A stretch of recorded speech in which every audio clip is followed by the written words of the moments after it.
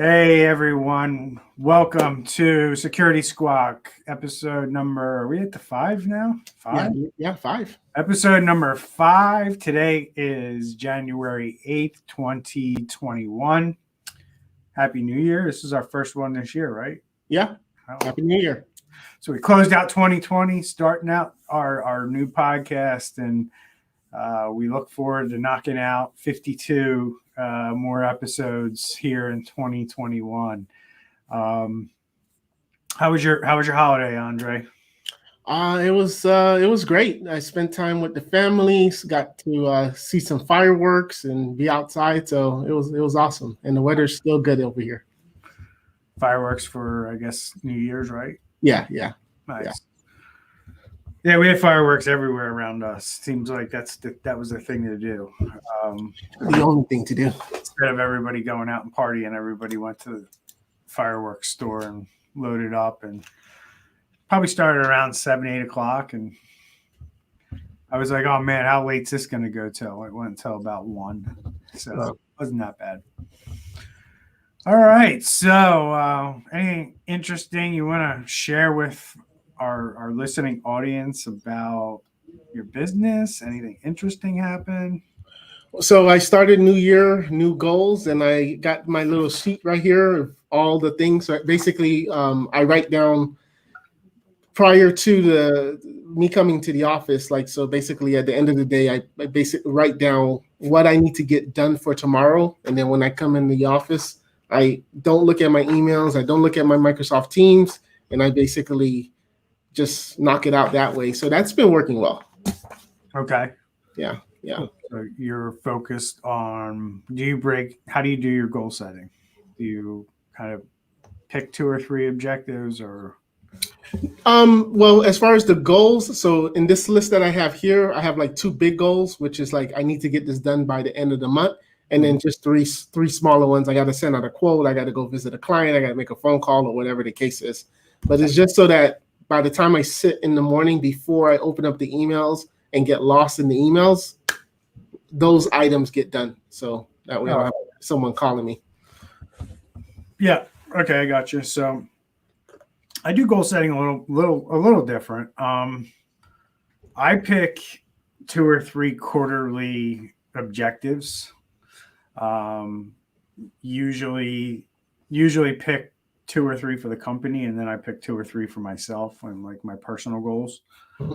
And then I kind of use those 3 goals to plan out my day and my week. So I sit down on Sunday and I look at everything that I've scheduled out on my Outlook calendar for the week, and I take the time to adjust things, move things if I have to, cancel meetings that, if something doesn't get me towards my goal, there's a very good chance that I'm going to try to remove that or cancel that on Sunday when I review. And then I do the same thing either the evening before or the morning of when I wake up, depending on what's going on in my life. And then I just look at my calendar and just make sure that my activities line up with my goals. Okay. So that's kind of how I've been operating for about the last 2 years. I started doing that. And it's interesting because I am a proud student of Sandler sales training, and I'm in their organizational excellence program. And that's one of the things that we covered this year as part of goal setting, is that exact exercise as I spelled it out. And thankfully I was already doing it, so I didn't have to really adjust like the rest of the people who are in the program with me.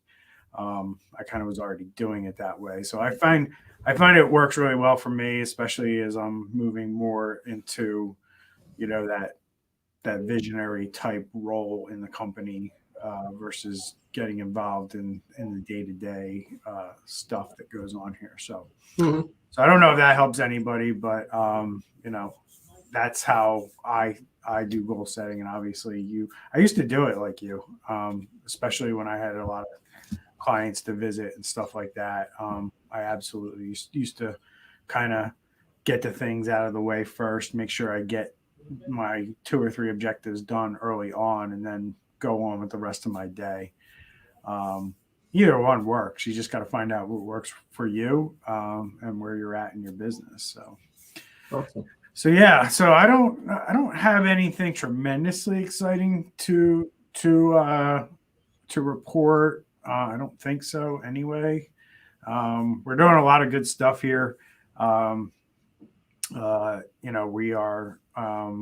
just really hardcore, just going crazy into marketing right now. So changing up campaigns from what we did last quarter, setting the stage for, what we hope to be is a really good first quarter here in 2021. Going after some new markets for us, things like that, changing it up. Cybersecurity services for different markets and verticals and things like that we're focusing on this quarter. That's really all I've been involved with this week. And we got new clients coming on board, all that good stuff. So everything's moving in the right direction. Fortunately, I don't get involved in a lot of that stuff anymore. So my team handles a lot of that. So that's really it. Nothing too exciting this week. So hopefully I'll have more next week. So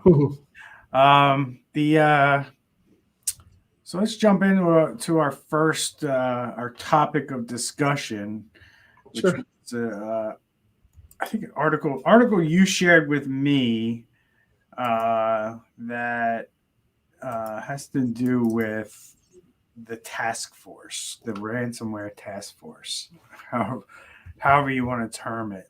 So it seems like Microsoft, McAfee, and a few others want to join together to try to put the kibosh on ransomware. So why don't you talk to me a little bit about this, and then we'll jump into a discussion, and I'll maybe share some opinions that I have around it.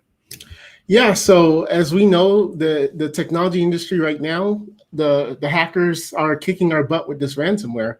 And essentially what we are now seeing is that we're having Microsoft and McAfee, they're not competitors by any means. One does operating systems, one does antivirus and security, but they are basically coming in together and saying, hey, we need to work together. We need to find a way where we as an industry can now fight against this ransomware attack, because our users are, which is what they care about, is being affected, and this we got to figure out a way to stop. So that's essentially what they're talking about here, and I believe it's called the Ransomware Task Force, the RTF. And different companies, about 19 companies, are going to get together and maybe try to make an industry standard, try to, maybe they even see things wrong with how other companies are doing things, and may say, okay, look, let's try to have it done this way. And then that way, this is just like another layer of security. So it's great, in my opinion, that these companies are talking to each other and getting together. Because I think that's what the technology industry needs. We need to figure out a way that everybody is rolling the same way and going the same direction, and hopefully these hackers have a way where they can no longer get in. Yeah, it's interesting because these companies are talking to each other. Yeah, it's interesting to me.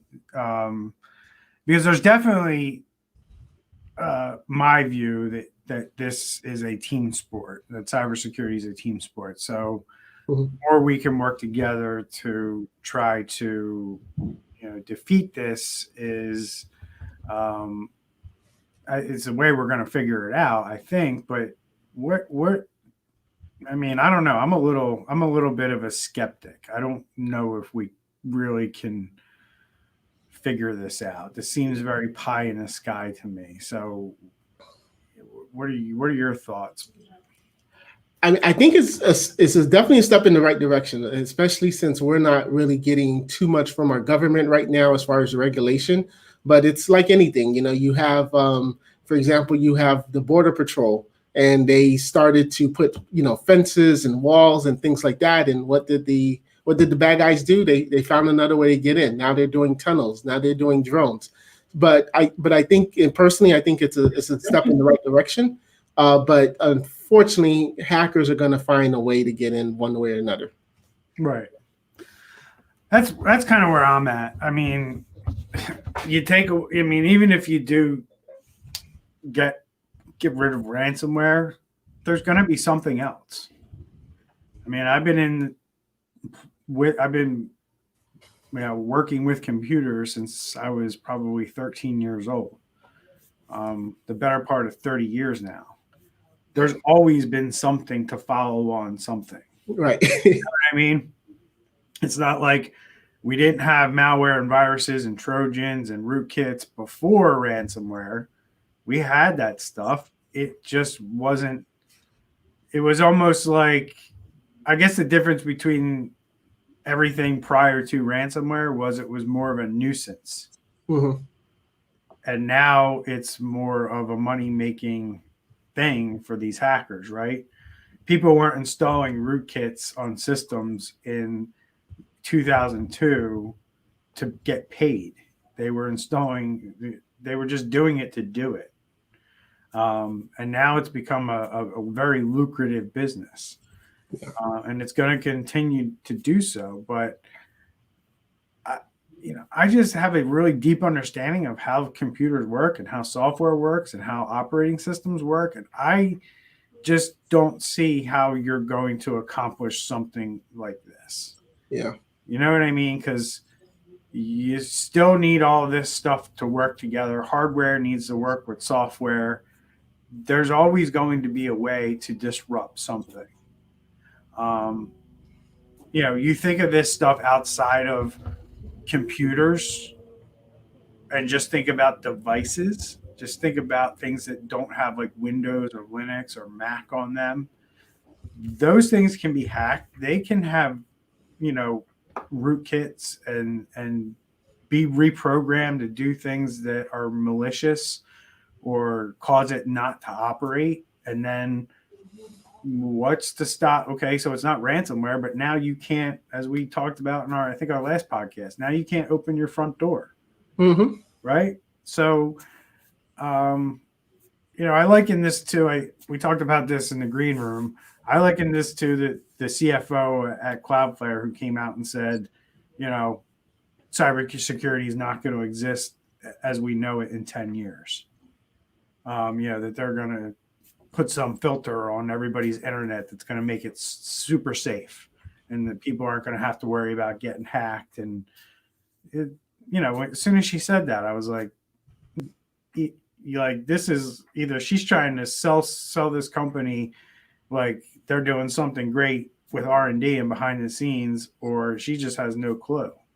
Yeah. Because if you really had a fundamental understanding of how this technology all really works and things work together, 10 years is a really short time frame. And what she promised, that's going out on a huge limb, in my opinion.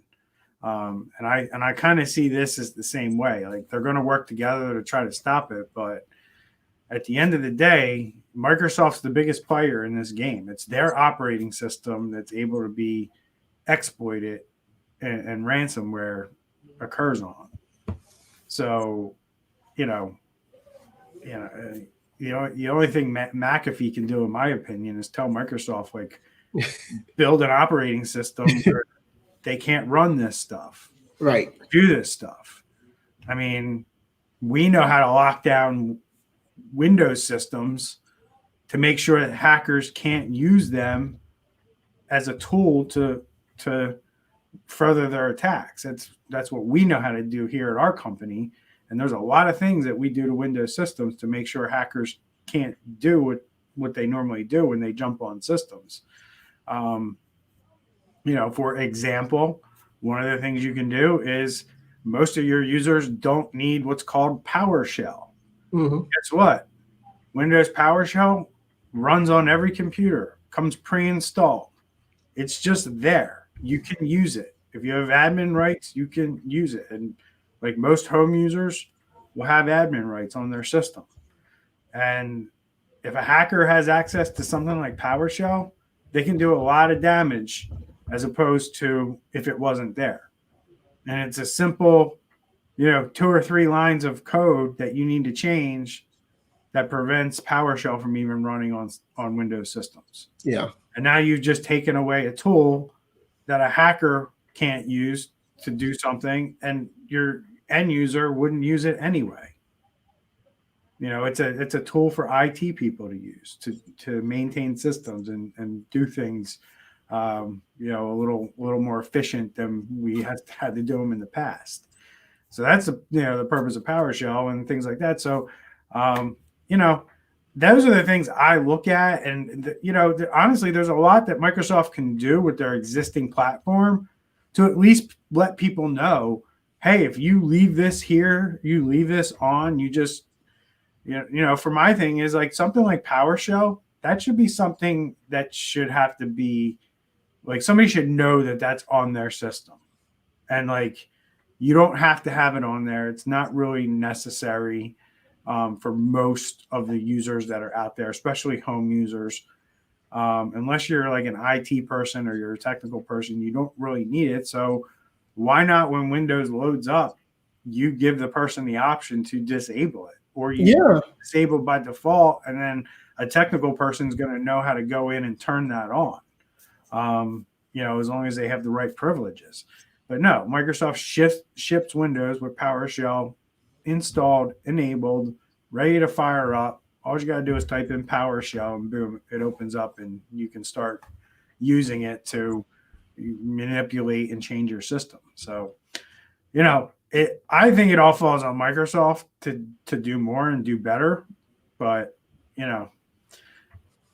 that's just my opinion on that. So you want to add anything to my rant there? No, it actually makes perfect sense. Like when you turn on the computer, it could say something like, we've noticed that this is going to be used for your home, for example. And then from there, by default, these are turned off for your security. And then maybe they have a little option on the bottom right, and then they can from there enable it. But if the typical person just clicks next, then boom, it's there. And even make them as a local user, not an admin, and then say, if you need to log in as an admin, here's the second step that you have to do in order, so who knows, maybe these 18 companies, they're just trying to get Microsoft in a room, and they're just gonna put the hammer on them and say, hey, now that we got you cornered, this is our demands.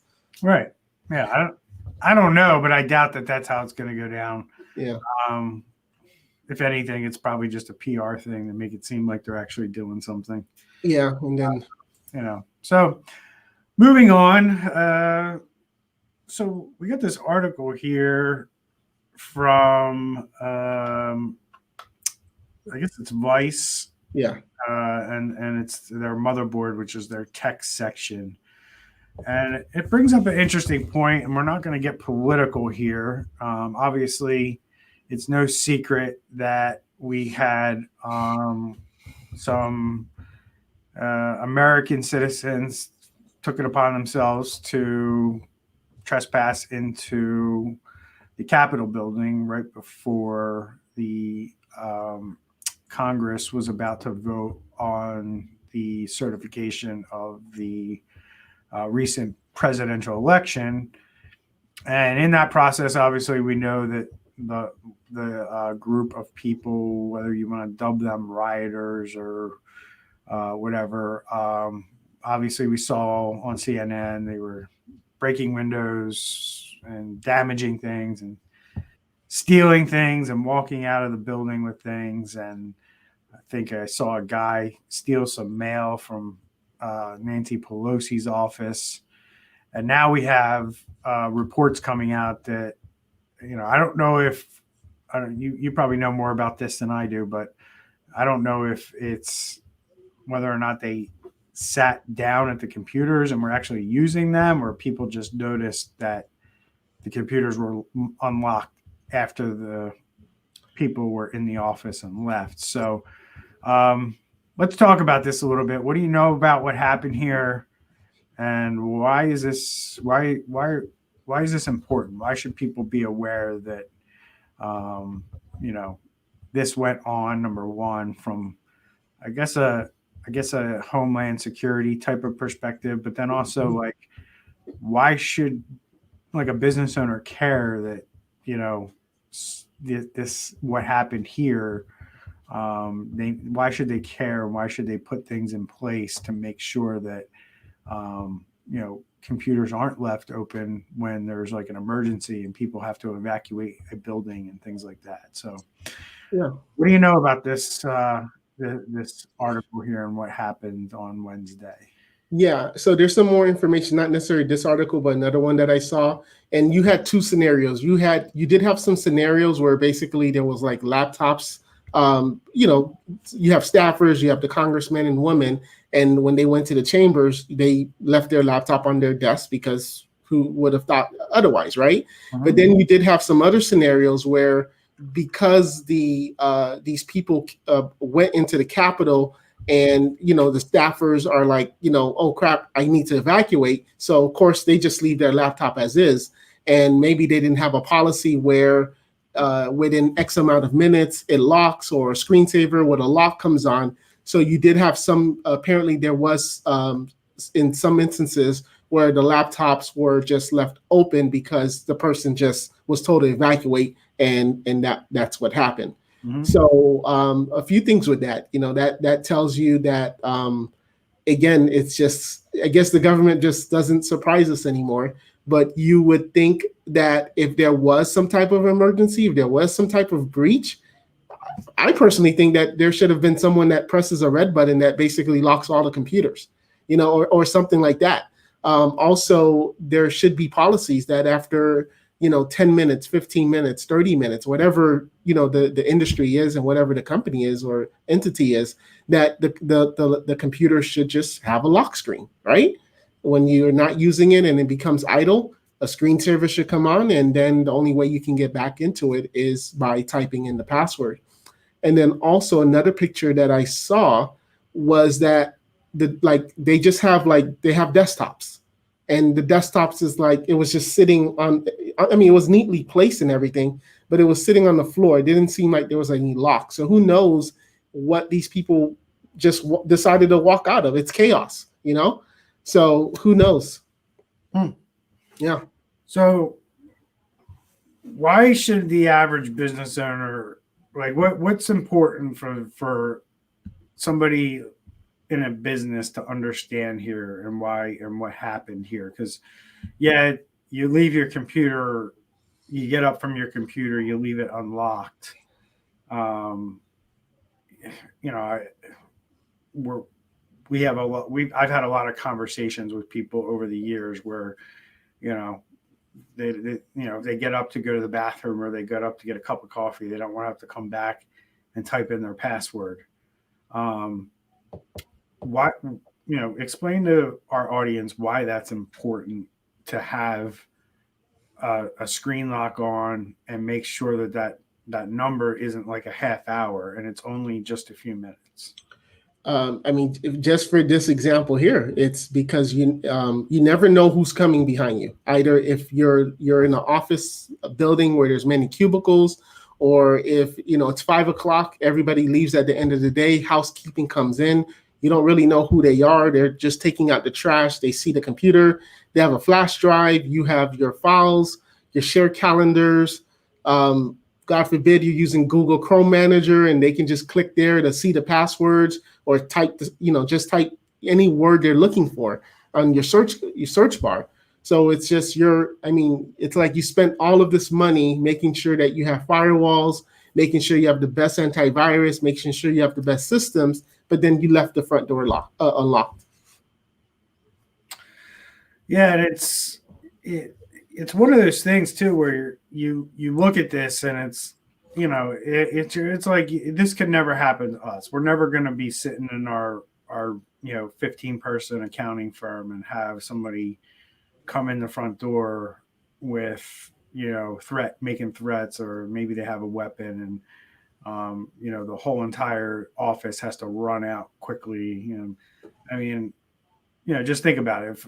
If somebody walked in the front door of your office with a gun, you're not going to remember to hit control space bar. You know what I mean? You know, and nor should you.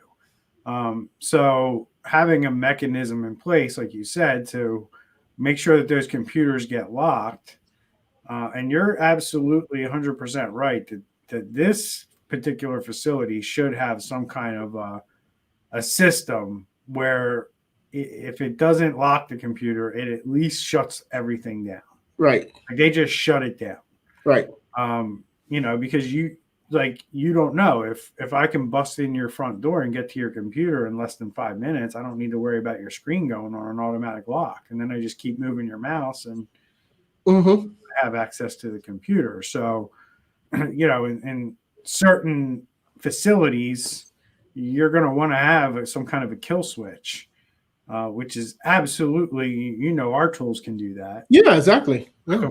And we can shut down machines. And we've done that for clients, when they've had mass firings or something like that, we've gone in and shut down the machines of the people who were getting called into HR just so, they couldn't do anything. And then the other side of that is, you mentioned it, locks on these devices. Like, it's one thing to have, to not have BitLocker turned on, which if people don't know what BitLocker is, that's encryption on your hard drive, so that if somebody actually steals your computer, and let's say they turn it on and they can't log in because you have a good password and they're not really that savvy, so they don't know how to reset the system. You don't want somebody getting your data because they can just pull out the hard drive. And that's where data or drive encryption protects you, in that, if they can't access the system through normal means, they can't just pull the hard drive out and start, plug that into another computer and start looking through your files and getting your information. So that's what BitLocker does. So if you have that turned on and somebody yanks your computer, you better hope they can't log into it. Otherwise, they're going to get to your data. And if they can log into it, they're getting to your data. If they can't log into it, a lot of people will pull the drives out. And if you have BitLocker on, they won't be able to read that drive. But if you had a simple $15 lock on the computer, $15 lock on the computer, they wouldn't have been able to take the computer in the first place. And a lot of people don't go that far with their security and think about the physical side of things and think about people coming in the door and taking the equipment. And a lock can really, if somebody's just, think about if somebody broke into your building and they're just trying to get whatever they can as quick as they can before the cops show up. If they have a lock on a computer, do you think they're going to sit there and fuss with that lock for 20 minutes trying to figure out how to crack it or rip it off? No, they're just going to go something else. And just even going back to the $15 lock, look in my office here in Miami, we have 4 locks on our door. So we have a lock, your standard lock that the landlord gave us, right, to get into the office. Then we have another one to get into our main office. Then where we keep our equipment, like when we purchase equipment for clients, but we're either setting it up or it's going to be delivered to them. We put that back in a box and we put it in a locked room. And inside that locked room, there's another cage in there that's locked. I mean, like, we lock our stuff. So and I'm not trying to play Monday morning quarterback, because obviously nobody expected this, but you would think the Speaker of the House, Pelosi, and somebody is just like, the door's open, like she doesn't lock, like there's not a door that closes behind her that locks, and in order for her to get her office, she has to use her fingerprint or something. It's like her door was open. So it's like wow. So this also article also goes on to kind of say here that I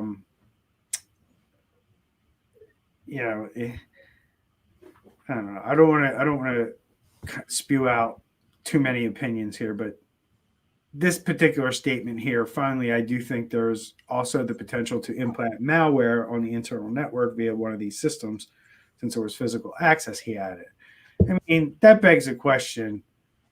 Did somebody really go there with the forethought that, like, I'm gonna throw this malware on this USB drive just in the event that I happen to get access to a computer, I'm gonna pop malware on it? I mean, I don't know. I think that's a low probability event. Yeah. That's But kind of all I'm thinking there. low probability, but it's one of those things that like, and I think it's a good example of where you still have to plan. You have to assume like this. These are the things now with cybersecurity. You have to assume. You have to assume someone is already in your. You have to assume the housekeeper, for example, or the person that cleans is the hacker. So how are you going to make sure that the one time that the housekeeper comes and they have access to somebody's computer, that you've done everything you can to make sure that that housekeeper doesn't get into that computer. So, and then there's this tweet here from this person who's saying they were a former HPSCI staffer. It says congressional offices deal in unclassified information. Most of things they deal with are open source. Now, and classified information dealt with in designated congressional SCIFs, no indication that those were breached. Now, what she's saying is there's these separate rooms with separate computers that these people go in to access classified information. awesome. So, and they weren't breached. But I'm going to tell you right now, I worked in the government. I know what goes on. Classified information does make it over on the non-classified systems. Happens all the time. We know that this happens. It's come out in investigations with like Hillary Clinton's email server and stuff like that. Stuff does get moved over and goes into systems it shouldn't be. But not only that, I'm sure there's conversations that are not considered of classified in nature that are somewhat sensitive that are on these systems as well. So, I mean, I know you want to reassure people that there's these separate rooms and separate systems, but it's not black and white. There's a lot of gray there with these systems and the sensitive things. So then the article goes on to kind of talk about, and I want to get your opinion on this. A lot of these security experts that they're talking to in this article that they cite as sources or as experts for their opinion. Like this one guy says, if it were my shop, I'd throw everything, including the kitchen sink, at this, meaning wipe everything, change passwords, change usernames, personal devices, things like that. Another guy from UK spy agency, former staffer, says eventually they'll need to ask some tough questions like why screens didn't auto lock, and whether or not they had things like disk encryption and making IT systems more robust to being physically unattended. But people matter more than computers, and getting everyone to safety was the right priority, which is the right thing there. So what do you think about wiping everything from this? Like, what do you think that's the right next step for the IT folks over in that building? Is that, what's your opinion there? I would. That's a good question, because I mean, if there's a camera, let's just say maybe there's not one in her room for privacy reasons, but if there's like the general staffer and there's a camera right there, I would let's watch the camera before we have IT spend 4 hours on a reload or spending the money to get a new computer. But if there was evidence that someone was in that room and there was no screensaver, or for whatever reason, screensaver was 15 minutes. And yeah, I think at this stage, I would just do it. Yes, I would do it. And especially it's the government. They have the resource. They have the manpower. I'm going to say manpower. They have the manpower. They have the resource. Yeah, just do it. It's better to be safe than sorry, especially with what we're seeing with it. I mean, just imagine 4 years from now, we're talking about an article about, hey, remember that Capitol breach? Well, yeah, there was actually, a spy, and he was part of the group, and he stuck in their flash drive. And for the last 4 years, man, they've seen everything the Capitol has done. So, yeah, I think so too. If they don't have the right technology in place that tells them like somebody was on this computer for this long and this is what they did, you can you know the person who's assigned to the computer. You can say, were you on your computer from, whatever time the riot was happening, right? And say, were you on your computer at this time? No, I wasn't. Well, now we have the evidence that somebody was on your computer and this is what they were doing. And that'll start to lead you to whether or not you should wipe the systems or not, or maybe just certain systems of maybe some offices that that were breached. But why this is important and why we're talking about this for the average business owner is look at the two different scenarios. Because if you don't have the things in place like logging and monitoring to know who's doing what on your systems, you don't know what they're doing. So you have to go nuclear on your network. Yeah. You have to blow everything up. So, it's that ounce of prevention is worth a pound of cure. I say that all the time in this business. It applies here too. You could pay a fraction of the cost of what it's going to cost you to go nuclear to get that monitoring and to get that knowledge that who's on what system at what time and exactly what they're doing on that system. So then you can determine, okay, this system, somebody was on it unauthorized for this period of time, but we know what they did because we have the logging. They didn't install malware. They just read your email for 25 minutes, right? So if you know that, then you can deal with that. But if you don't know that, then you have to assume the worst. Yeah. So if you're a business owner and you do have some kind of a breach, or you have an employee who does something and you can't prove it, and you didn't have the forethought to put certain monitoring software in place to the level that you need to know this information, because there's all different kinds of levels of monitoring software out there. There's monitoring software that'll tell you everything that somebody does on a computer, and there's monitoring software that'll tell you basic high-level information, and you won't get enough detail that you need. And there's a major cost between the two, but no matter which option you pick, it's a fraction of the cost of what it's going to cost to go nuclear and resolve this issue after the event occurred. Yeah. So, that's why we wanted to talk about this particular article and kind of get into a little deep dive about it, so people start to understand that all these little things do matter. The little things matter, especially in cybersecurity, and doing all the little things right, even when an event happens, it makes what you need to do in your response less. Yeah. So it's not, no one's going to sit here and tell you doing all the cybersecurity stuff is going to protect you, but it's absolutely going to be less costly of an event for you if you do things on the front side versus needing to do everything on the back side. Yep. So, all right. So moving on. Last time. I'm sorry. One more thing. You got more? No. Yeah. One more thing. There was just an interesting quote that they said here. Let me get it real quick.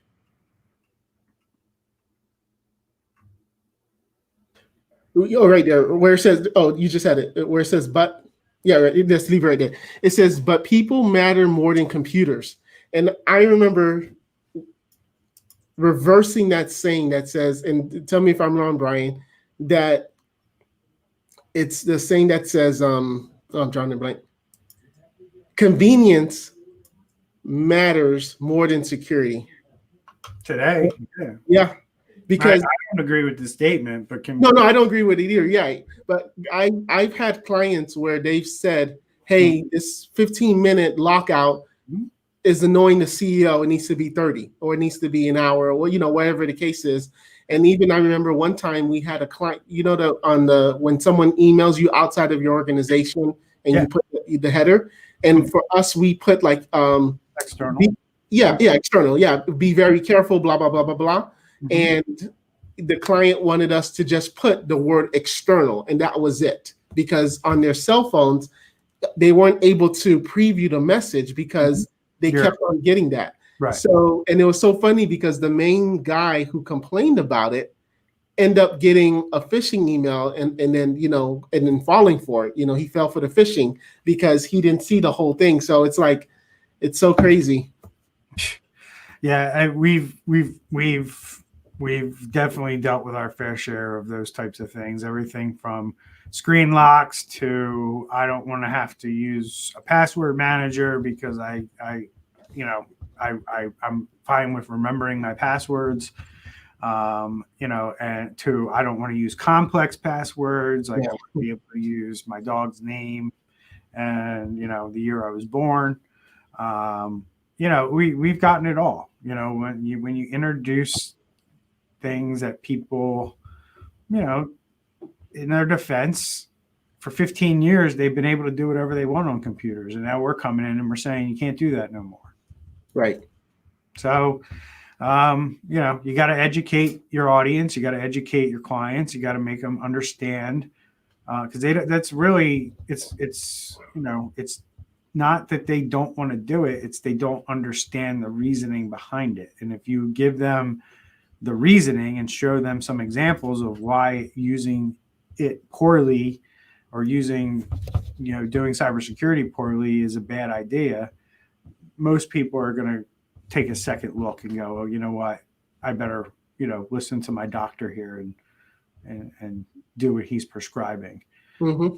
So yeah, it's a great point. And, interesting to see what comes out of this and what they end up doing. So hopefully we can provide an update to everyone in a couple months. So this is an interesting one. And I wanted to talk about this one because it's this is one that hits home a little bit. And if we read between the lines, we can figure a lot of things out with this particular situation. But unfortunately, it looks like, I guess this is Erie, Pennsylvania. I'm not sure. I don't know of any other Eries. There's a Pennsylvania thing at the top. So Erie News Now covered this story about a woman who is a Fifth Third Bank customer. And I guess they partner up with Zelle for sending payments. I think everybody's pretty familiar with Zelle if they have a bank account. And they stole $2,000 from her bank account, and they won't give it back to her. And we try to educate everybody and let them know that, banking fraud is not like credit card fraud.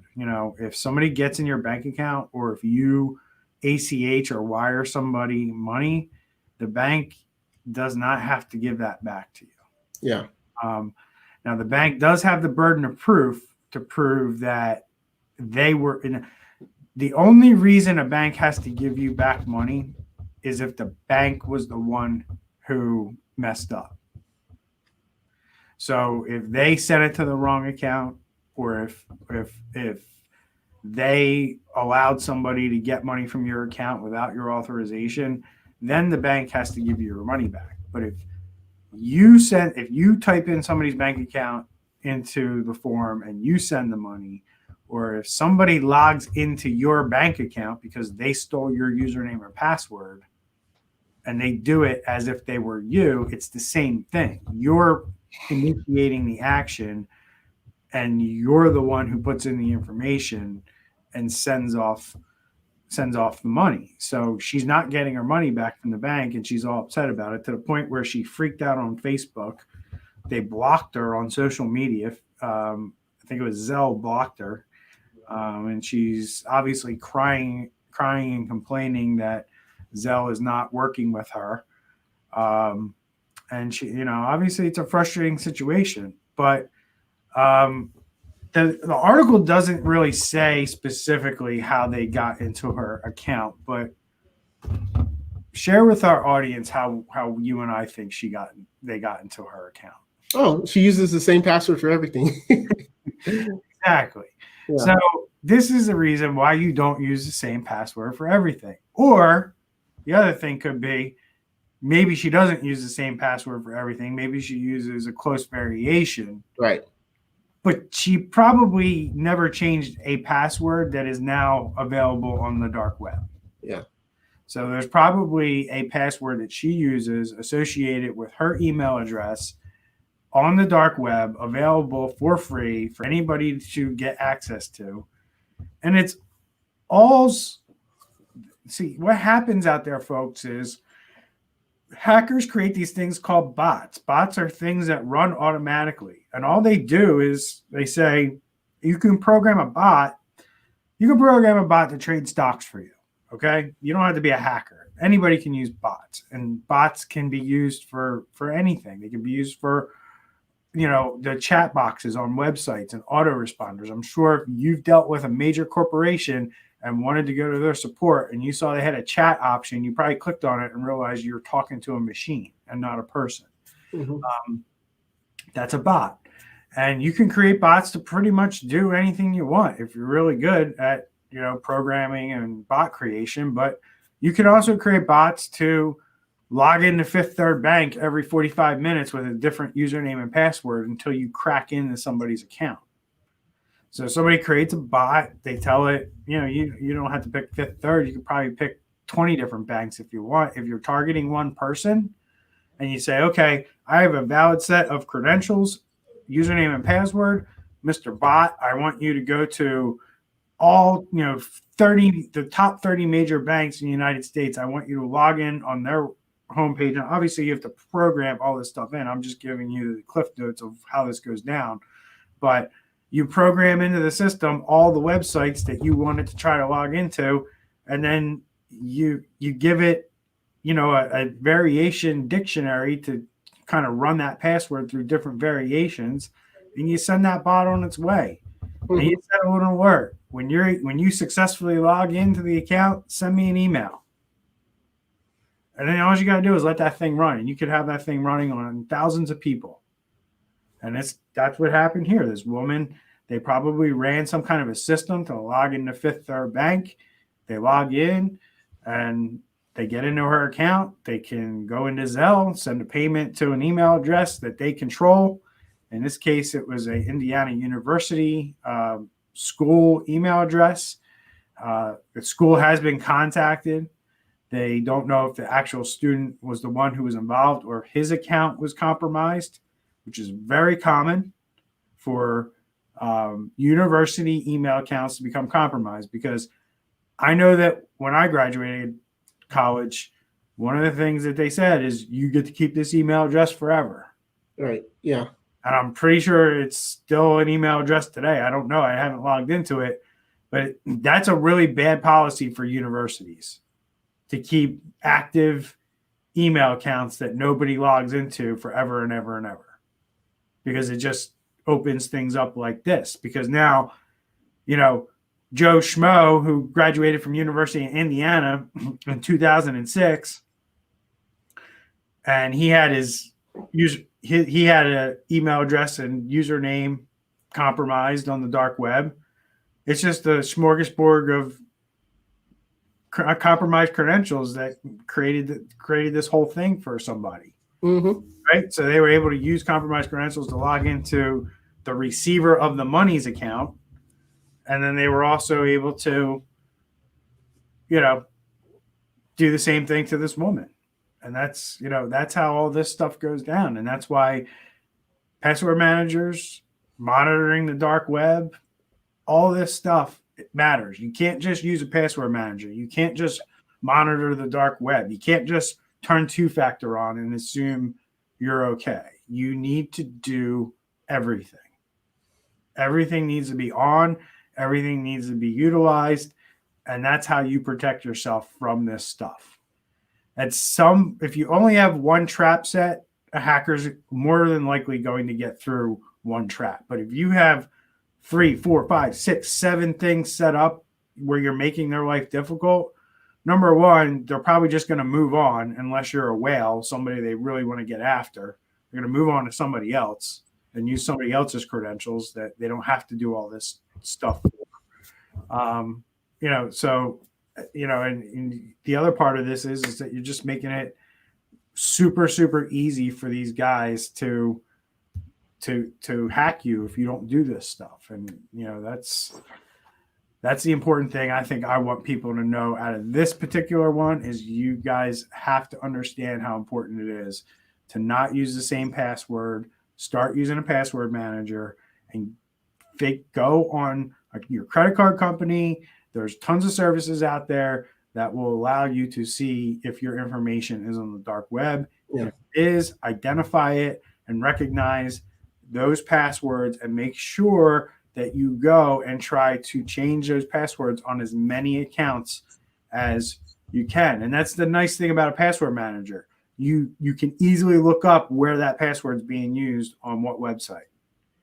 If you don't have a password manager, you have no clue what websites contain that password because you're just not going to remember. So, what do you want to add to this little situation? Actually, the other day I went to Naples visiting my brother. That was during Christmas break. And we were talking about ordering something and he needed something. So I was like, hey, you can go ahead and use my Amazon account. But I didn't have my laptop and I don't have the Amazon app on my phone. Yep. So I went on his computer. I actually did memorize the password of my Amazon and I typed it in on his computer thinking like, okay, I'm about to get a text message. I actually like literally went in my pocket thinking that because I'm in Naples and I'm logging into Amazon on my brother's computer, I'm going to get a 6-digit code just because it would have maybe said, hey, look, you usually log in Miami, but now you're in Naples. Is this really you? And nope, it let me right in. And I was amazed at that. So I'm going to yell at you right now. You need to turn 2FA with the Authenticator app on your app. Oh yeah, absolutely. But I was just so surprised that, and maybe that's something that those 19 companies need to talk about and start pointing fingers at everybody. Like, look, we need to do at least a location. If it's 20 miles outside this person's zone that they normally travel, and all of a sudden someone in Boston is trying to log into an Amazon account, typically that's how it does work, but maybe the geographic distance just wasn't great. I see. Yeah. You know what I mean, if you were flew to Philly, I'm sure that would have triggered it. But because you're so close, you just never know. And Naples, I kind of know Florida a little bit, and Naples is built up, but it's still on that West Coast side. Yeah. Internet services aren't that great over there, right? So, I know my parents live over on that side, part of the year, and their choices for internet are not great. So, that's kind of you deal with that too. But for your sake, make sure you go into your Amazon account and turn on 2-factor. You should be getting 2-factored with a Google Authenticator app. Absolutely. Yep. Yeah. So basically, the way that works is you turn it on, and basically, if you haven't logged in that browser before, you're gonna get tagged, to put in the Authenticator code.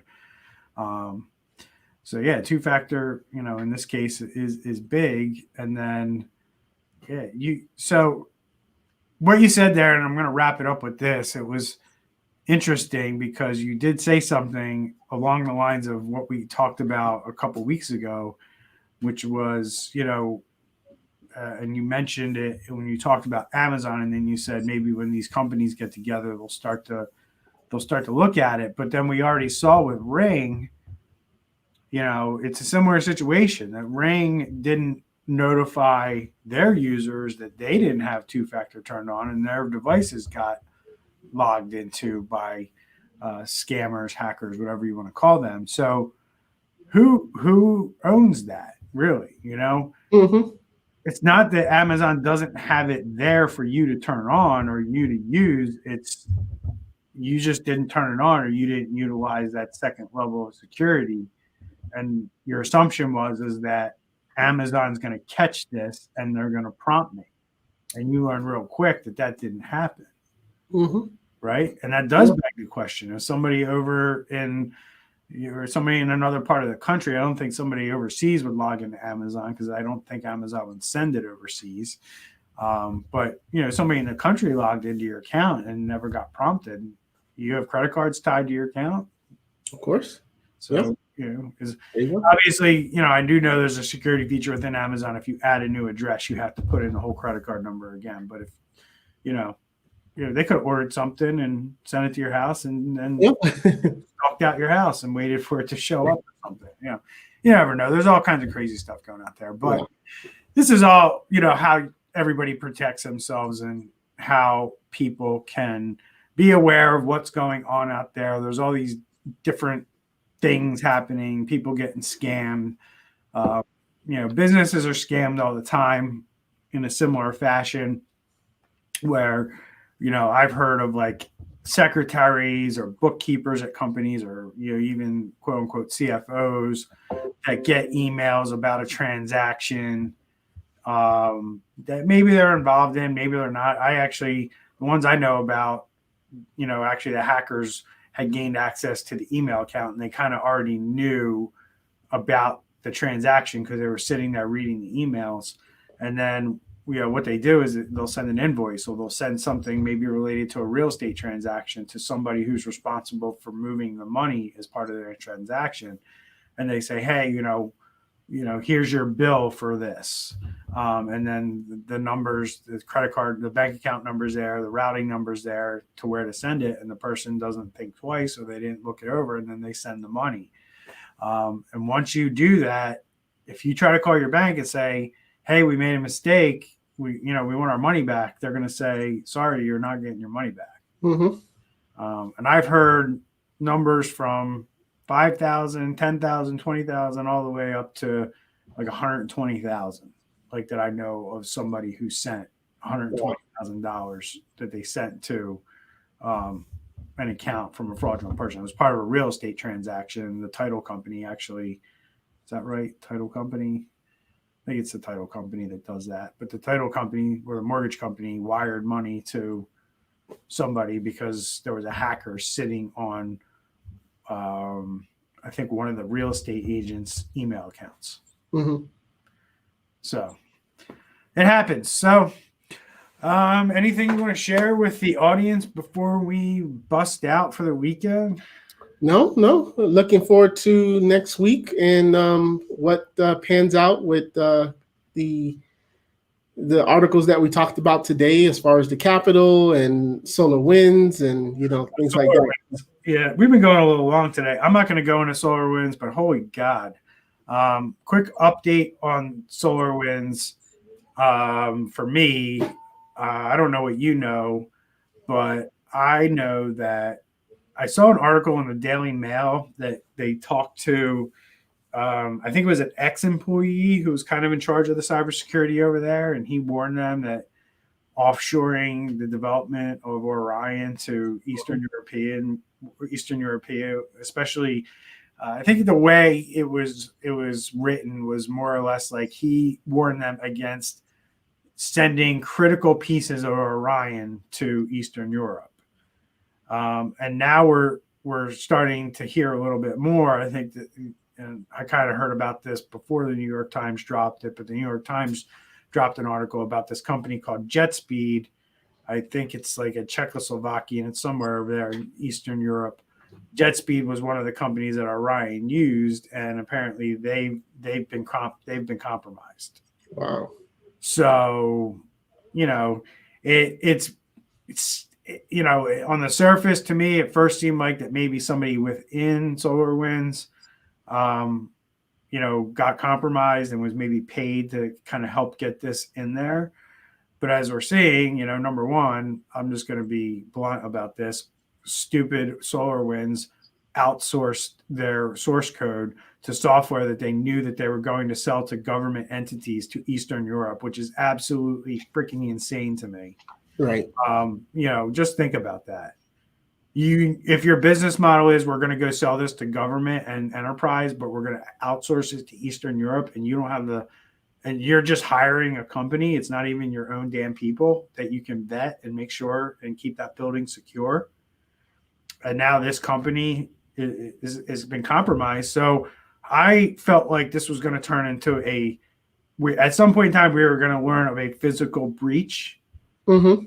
I don't know if we're going to learn that now. I think JetSpeed, their network was compromised, and whoever did this had full unfettered access to their network and to their systems, and they were able to accomplish this. I think that's what we're going to ultimately find out. So I've been right in everything I predicted so far since day one on this damn attack.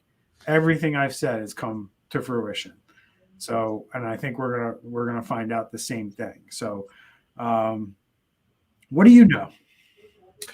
There was reports because Microsoft is actually a SolarWinds customer as well, Oh, yeah. and yeah, and Microsoft revealed that their source code, and source code is basically like their programming language, and they had some leaks on that where they saw that there was an account that was able to view the source code of Microsoft. So that was interesting as well. Yeah, that's interesting because they didn't disclose what products Hmm. were uh, were hit. Um, so we'll see. But in your opinion, like, I'd love to hear from you, like what you think them getting their hands on the source code could lead to. Well, see, and that's kind of where I go back to the example of you have to assume that the housekeeper is a hacker. You have to assume all of this thing. So Microsoft actually, when they build their source code, they although it's a private, it's private, they assume that hackers already have it. And from there, they build on that and they build on the technology and security. So for according to according to what I'm reading, Microsoft isn't too worried because even though they now have that, they believe that it's not going to the integrity of their of whatever this application that was viewed is going to be compromised. So Well, let's hope. I don't know, but things that cross my mind when stuff like that happens is, you could have another SolarWinds situation on your hand where a backdoor was planted into the systems, right, or software. You know, for instance, if they got their hands on Teams or Office or anything like that, could they build a backdoor into those systems that allow somebody to get access to the system once they install one of those programs? The other piece of it too is, the way that you find the way there's two ways to find exploits. There's automated tools that run that look for certain things that tell you that this vulnerability exists. The other way is to actually understand source code and know how to comb through code and determine where there might be a vulnerability, or you see code that's known, like the way it's written, that's a vulnerability, or the way it's written, you can do something once it's in production to, that's like cross-site injecting and all these fancy terms that they use for hacking once a system is up and running. But it gives you a level of intelligence around how that software operates and how it was constructed, that a lot of other people don't have. So, don't think that if this was the Russian government, the Russian military who got their hands on this stuff, don't think that they're not pouring through that, looking for vulnerabilities within the code and looking for ways to see if they can, further an attack by what they got their hands on. So I wouldn't brush it under the rug as easily as Microsoft did, for sure. But at the same time, they know what they got their hands on. So if they feel comfortable enough to control it, um, you know, we'll find out in a couple of months what happens. We always do. So. cool. Yeah, so I'm sure we'll have a ton more updates on the SolarWinds next week. I think the DOJ came out today and said that they were hit. All their emails have been being read for like months now, several months. And then the judiciary branch of our government basically came out today and said that they were a victim of Wow. as well, which is not good because, like, whatever your political opinions are and whatever you think of everything, it's no secret that our president right now has been linked to Russia and Putin, and these are the guys that have been accused of this, and we also know that our current president is he goes to court a lot. He's going to be entangled in some things from his businesses that are going to require him to show up in court. And these are the things and the information that countries like Russia use to bribe and extort and compromise people. So if he's being investigated for tax crimes or whatever crime you want to put on top of him, and the Russians know about this, it just makes for a really, really sketchy situation. So that's it, man. I hope you have a great weekend. Thanks for your time today and your insights on everything. And I will see you later. And we're going to end the podcast now. Take care, everyone. Hey, if everyone could, if you're listening and you are to this point in our show, we would love it if you could share our content out with your friends and your family. It only helps us want to produce more content. Obviously, Andre and I don't get any compensation or paid for this stuff. So the only thing that we ask, if you liked anything you heard here, if you're educated in any way, grab the link to our podcast, share it on your social media, and help us get more subscribers and spread the word about cybersecurity. So have a great weekend, everyone. We'll see y'all next week. Take care. All right. Bye-bye.